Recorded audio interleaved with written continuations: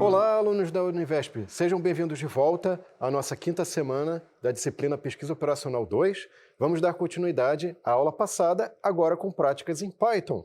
Então, vou mostrar aqui, pessoal, como é que a gente pode fazer esse gráfico bacana que está aparecendo aí na tela, tá? Esse gráfico gigante. E vou mostrar também como é que a gente pode usar todos os modelos, equacionamentos que a gente falou na aula passada. Vamos relembrar rapidamente esses equacionamentos, tá? E aí a gente vai ter que lembrar que a gente usava um plano cartesiano. Nesse plano cartesiano, o eixo x corresponde ao eixo do tempo, o eixo y corresponde ao espaço, tá? E aí lembre-se que a gente está olhando apenas o problema de uma máquina em que eu vou ter que dizer qual é a ordem que eu vou realizar tarefas. No caso aqui eu tenho duas tarefas que eu vou colocar ao longo de uma linha do tempo. E a duração da tarefa é tal que conforme ela dura mais, o retângulo ele vai ter um comprimento cada vez maior, indicando o quanto tempo você levou para processar aquela tarefa. Então, se eu tenho uma tarefa 1, vai gerar um retângulo que vai indicar qual foi o tempo de processamento dessa tarefa. E aí, isso, quando você pega a extremidade direita desse retângulo e faz um prolongamento caindo no eixo X, você tem um instante de entrega, e, eventualmente, uma linha paralela a essa indica para a gente a data de entrega, e se ela for à frente dessa instante de entrega, dessa linha paralela do instante de entrega, eu tenho, portanto, um avanço da minha tarefa, que é identificado pela letra E, e aí, no caso, E de 1 é o avanço da tarefa 1, tá certo? Que é calculado como D de 1, que é o instante de entrega a data de entrega da tarefa 1, menos o instante de entrega da tarefa 1, que é o C de 1. D de 1 menos C de 1, vírgula 0. Pega o máximo. Nunca pode ser negativo o avanço da tarefa. Da mesma forma, ao contrário, eu posso calcular o avanço, o atraso de uma tarefa, basta eu inverter a fórmula do avanço, só que aí agora eu vou usar a letra T ao invés da letra E.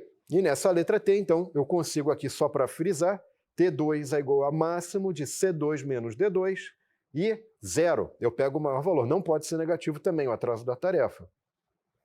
E o lateness, pessoal, aqui no caso, eu permito um atraso que pode ser negativo, ou seja, seria um avanço, e aí, no caso, o lateness é identificado pela letra L, como a gente já havia mencionado antes.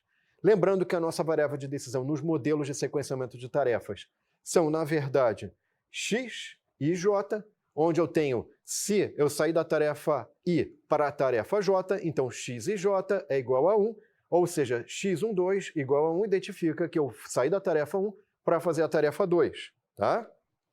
Aqui nós temos, então, as duas restrições que são muito próximas daquelas referentes ao plano do caixeiro viajante, tomando cuidado de que eu não posso ter I igual a J, como a gente tinha lá no caixeiro viajante, mas eu tenho uma tarefa fictícia 0, que é o início e o término, tá? Nesse caso, pessoal, eu vou sempre começar pela tarefa fictícia 0, tá? E além das restrições relativas a eu tenho que sempre ter uma próxima tarefa ou uma tarefa anterior, eu tenho a restrição que me permite calcular um instante de término das tarefas e me permite obter o valor da variável C de I, ou C de J, o que indica o instante de término da tarefa I ou da tarefa J, respectivamente. Tá? Muito bem. E lembrando que essa variável C de I ela é natureza real. Ela pode ser qualquer valor real, ela não precisa ser uma variável inteira. Agora, x e j tem que ser uma variável binária. Então, você identifica aqui a natureza dessas variáveis. Tá? E lembrando que a tarefa fictícia 0 tem instante de término e início 0. E aqui na nossa função objetivo, pessoal, uma das possíveis é fazer o quê? Minimizar a soma dos instantes de término C de I e variando de 1 até M. Tá? E nesse caso, eu vou então agora finalmente aplicar um código. Eu vou pegar aí no código que está aqui, esse pequeno linkzinho aqui, temos aí o link para o Google Colab. Esse link para o Google Colab vai te levar um código. A gente adaptou o código lá do plano caixeiro viajante para o plano de sequenciamento de tarefas. Você pode dar uma olhada em mais detalhes depois. E aqui o problema essencialmente eu tenho 3 tarefas, eu tenho as tarefas fictícias aqui, eu incluí, cujo instante de entrega, a data de entrega e o tempo de processamento é 0, tá? E o índice também é 0. E aí depois você tem uma tarefa 1, uma tarefa 2 e uma tarefa 3, tá? O que é interessante? A tarefa 1 tem tempo de processamento 30, a data de entrega 54. A tarefa 2, eu tenho tempo de processo 13 e data de entrega 21. E a tarefa 3, eu tenho tempo de processo 10 e data de entrega 15. Então, o que eu poderia ter feito aqui? Eu rodo aquele modelo que a gente acabou de ver agora para esses dados e eu vou obter aqui até um tempo pequeno, computacionalmente falando. Eu tenho aqui o valor da função objetivo igual a 86 e eu tenho também, pessoal, aqui embaixo um relatório que me permite visualizar a sequência com que as tarefas foram realizadas.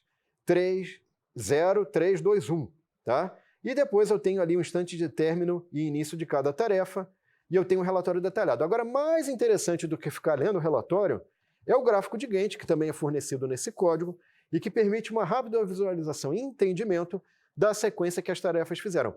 Esse gráfico tem um pequeno senão que, do ponto de vista visual, foi necessário ser aplicado, que é para a gente poder enxergar melhor a ordem com que as tarefas foram feitas. Reconheço que deveria ter sido colocado tudo numa linha só, mas para facilitar a visualização, foram colocadas em linhas diferentes.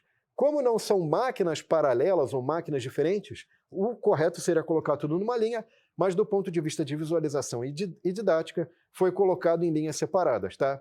E aí você vê claramente pela legenda que eu tenho o primeiro retângulo, tarefa 3, o retângulo seguinte é a tarefa 2, e o retângulo seguinte à tarefa 2 é o retângulo da tarefa 1, que ficou em último lugar, tá?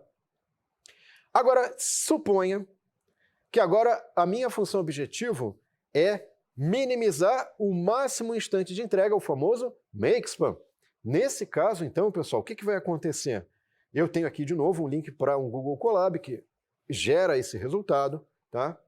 E aí, nesse caso, eu tenho que acrescentar ao meu modelo uma outra restrição que vai me permitir calcular o valor de C máximo em função do C de I, tá? E adiciono na minha função objetivo esse C máximo e não a soma de C de I. Então eu adiciono um conjunto novo de restrições para permitir o cálculo da variável, é uma variável, C máximo, e adiciono essa variável na função objetivo. São essas as modificações que você tem que fazer, e lembrando que você também tem que declarar essa variável C máximo, que até então não existia. Feito isso, a gente vai ter um relatório da solução obtida. Repara que a nossa função objetivo agora é minimizar o C máximo, que deu aqui o valor 53, e o mais interessante agora é que a sequência de tarefas é diferente.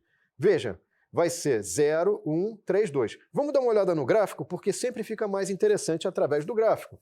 Então aqui você pode ver, ó, um retângulo aqui da tarefa 1, depois retângulo da tarefa 3 e depois retângulo da tarefa 2. O ponto interessante, pessoal, é que se a gente comparar com a solução anterior, você tem, rapidamente você capta através desse gráfico de Gantt essa diferença entre as soluções, tá? Uma outra coisa interessante que a gente pode fazer, pessoal, é um segundo modelo que eu quero minimizar o atraso máximo, tá? O segundo modelo que a gente viu na aula passada. Então, agora eu vou precisar de uma variável T de I, que é obtida como? Através da restrição T de I maior ou igual a C de I menos D de I, tá? A partir do momento que eu calculo o valor da variável com essa restrição, isso me permite obter o valor de uma outra variável, que é a variável T máximo, tá? Lembrando que T de I são várias variáveis, então é um conjunto de variáveis que calcula o atraso, e o T máximo é uma variável que calcula o máximo atraso. Então, a partir do momento que eu tenho o máximo atraso de uma dada tarefa, ou de todas as tarefas, né? Olhando todas as tarefas, eu posso minimizar o máximo atraso, minimizar o T máximo, né? Muito bem. Então, agora, o que vai acontecer, pessoal? Eu posso aplicar esse modelo, já está lá no nosso Google Colab, tudo resolvido, tudo passo a passo, explicadinho lá, mas a gente vai dar destaque aqui nas principais alterações. Por exemplo, aqui eu tenho que criar um novo conjunto de variáveis T, tá? Que é o atraso de cada tarefa aí, tá? Depois, eu tenho que calcular, eu tenho que adicionar uma restrição que vai calcular o atraso, porque isso aqui é uma variável, eu não tenho o valor dela, então eu adiciono um conjunto de restrições T de I maior ou igual a C de I menos D de I, tá? Para poder calcular o valor de T de I. que vai me dar o atraso da tarefa. Depois eu adiciono ainda uma outra restrição, uma única restrição, t máximo maior ou igual a t de i, e finalmente eu troco lá na função objetivo, eu vou botar minimizar t máximo, então eu troco ali pela variável t máximo. E olha só o interessante, o relatório que é produzido. A sequência de tarefas agora que ele recomenda será 3, 2, 1. Tá? Então, só para a gente colocar aqui ó, o nosso gráfico da solução que será obtida ao se rodar este modelo, e aí você vê que a gente voltou para o resultado do primeiro modelo. Ah, interessante. Então, dependendo da função objetivo que você usa, que você aplica, você pode cair na mesma sequência. Isso é interessante, tá? Por isso que a definição dos objetivos é muito importante nesse problema, ok? Legal. Então, só para retomar aqui, pessoal, eu queria fazer um comparativo agora entre esse resultado que a gente obteve minimizar o máximo atraso com minimizar o número de tarefas atrasadas. Então, eu posso trocar a função objetivo, os detalhes dessa troca do código estão lá no Google Colab, mas eu vou dar destaque em alguns pontos, tá? E, eventualmente, os modelos que a gente forneceu, você pode brincar com eles, a proposta é essa, para você chegar nessa formulação, minimizar o número de tarefas atrasadas, tá? Então, aqui, ó, eu tive que criar uma variável, um conjunto de variáveis y, que identifica se está ou não atrasada uma tarefa. Então, a variável y é uma variável binária. Essa variável binária, se é 1, uma tarefa está atrasada. Se é 0, a tarefa não está atrasada. E como é que ela monitora se a tarefa está atrasada ou não? Então, essa restrição m vezes y de i maior ou igual que t de i vai me dar justamente essa informação sobre se a tarefa está atrasada ou não, certo? Então, a partir do momento que o y de i é 1, esse m é um valor grande, e sendo um valor grande, ele permite que a tarefa fique atrasada. Então, se ocorrer o atraso de uma tarefa, isso vai forçar o yi a ser 1. E ele sendo 1, eu contabilizo uma tarefa atrasada. Se tiver vários y de i igual a 1, você vai ter várias tarefas atrasadas. O ponto importante é que agora eu vou olhar aqui, pessoal, na função objetivo, uma soma de yi. Ou seja, eu vou somar os atrasos, ou o número de tarefas atrasadas. Tá? E aí, o que vai me resultar isso aqui? Aqui eu tenho um pequeno relatório. O ponto importante desse relatório é que a sequência agora é 2, 1, 3. Ou seja, uma sequência que a gente não tinha obtido antes, né? Até então, a gente tinha obtido outras duas sequências diferentes, e agora, para essa função objetivo, a sequência é outra. Ou seja, dependendo do objetivo que você está trabalhando, que você está usando, sua sequência será diferente, ok? Então, só para a gente meio que tentar resumir um pouco dessa coisa toda que a gente está trabalhando, pessoal, lembre-se lá da nossa tabela que a gente forneceu lá na aula 1, que nas linhas eu tenho as possibilidades de combinação de métricas, que é somar uma determinada métrica, ou pegar a minimização do máximo de uma métrica, ou ainda obter o número de uma determinada métrica, né? Então, por exemplo, o número de atrasos, o número de avanços, o número de lateness, que seja. Não, atrasos e avanços seriam melhor, tá? Mas, por exemplo, minimizar o máximo instante de entrega, makespan, minimizar o máximo atraso, minimizar o lateness ou o avanço, e assim por diante, tá? E aqui nós temos essa característica interessante, que é reforçada nesse quadro, que quando você quer trocar de função objetivo, muitas vezes você tem que usar restrições novas, seja para calcular a métrica ou para reforçar a avaliação daquele objetivo, através de uma nova variável, como é o caso aqui do t de i menor ou igual que m vezes y de i, que no caso y de i conta se a tarefa está atrasada ou não. Bom, vamos falar de aplicações reais, pessoal. Pode parecer tudo muito abstrato e pode parecer que não tem uso em lugar nenhum, mas a gente tem coisas interessantes aqui. Por exemplo, eu posso, essa questão do regras, né? Vou ordenar as tarefas por tempo de processamento ou por instante de entrega. Enfim, eu tenho várias possibilidades de regras de ordenação das tarefas e, eventualmente, eu poderia usar isso em alocação de tarefas para empilhadeiras em um centro de distribuição. Esse artigo aqui que está colocado aqui entra de maneira bem simples uma primeira maneira, mas é algo interessante, tá? Baseado em problemas reais. Aqui, pessoal, tem também a possibilidade de usar uma empilhadeira adaptada. Como é que é essa empilhadeira adaptada? É como se fosse aquela máquina de pegar bichinho que tem uma garra, só que isso está na empilhadeira. E essa empilhadeira vem e pega vários produtos de uma vez e vai montando um monte de produtos, um monte de camadas de produtos, tá? Então ela vem num pallet, o pallet tem vários produtos, várias camadas de produtos.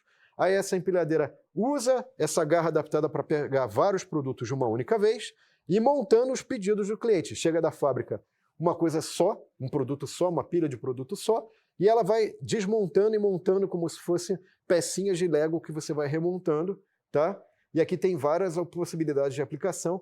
Esse videozinho aqui fala sobre esse artigo, que também foi publicado, e meio que faz algumas discussões interessantes, tá? Bom, pessoal, eu espero que vocês tenham gostado. Semana que vem, a gente vai abordar uma temática muito importante, que são problemas de corte e empacotamento. Afinal de contas, dentro do problema de processamento de tarefas, chega na etapa final, o produto está finalizado, tem a etapa de empacotar. Como é que você pensa um pacote? Qual é o pacote mais eficiente, que gasta menos material? Ou como é que você empacota alguma coisa dentro de um caminhão? Enfim, a gente vai fazer toda essa discussão na próxima semana, na semana 6. Obrigado pela sua atenção e aguardo vocês lá. Tchau!